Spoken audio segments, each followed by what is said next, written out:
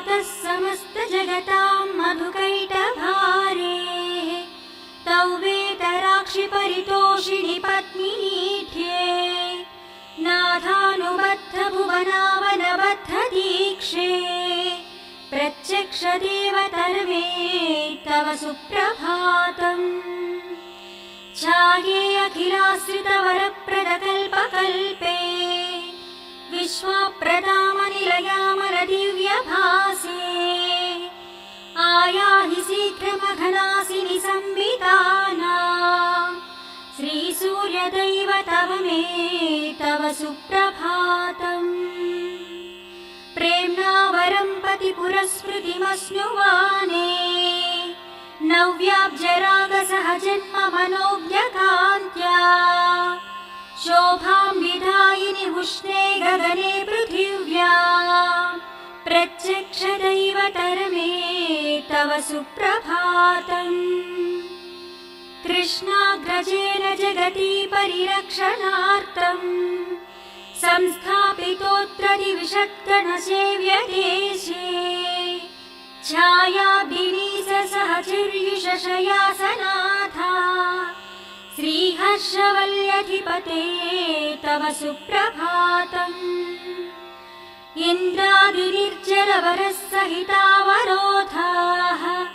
सन्तानपुष्पविलसत्करसम्पुटास्ते त्वद्धर्मणोत्सवकुतूहलचेतनश्च श्रीसूर्यदैवत विभो तव सुप्रभातम्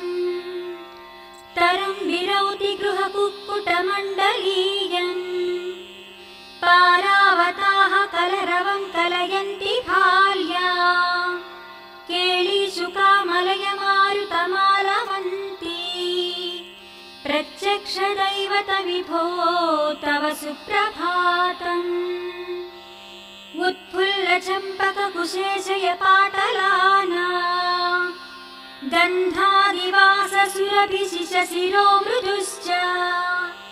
त्वां सेवते मरुददृश्च वपुर्महात्मन् श्रीसूर्यदैवत विभो तव सुप्रभातम् स्वामिन्नदप्रवृजिनापः पुष्करिण्या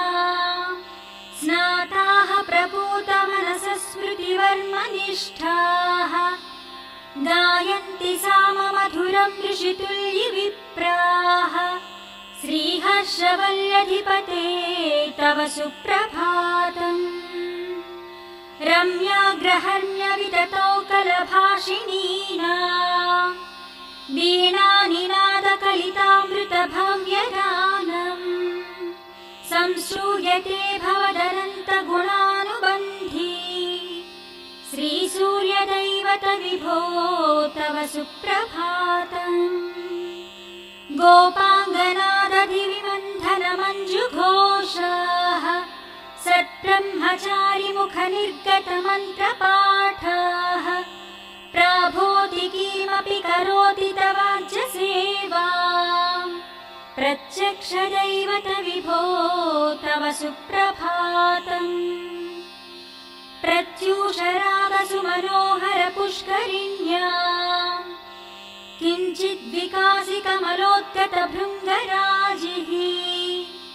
भीतान्धकारकणिकेव हठात् प्रयाति श्रीहर्षवल्यधिपते तव सुप्रभातम् हे लोकबान्धव कृपाकर चित्प्रदायिन् विश्वस्य लोचन भुवं परिरक्षणार्थम् आर्चावतार जनताखिलतापहारिन् प्रत्यक्षदैवत विभो तव सुप्रभातम् जगन्नाथेन संक्लुप्तां सूर्यदेव प्रबोधिनी प्रातर्नित्यं पठेद्यस्तु स सूर्यस्य दयां भजे।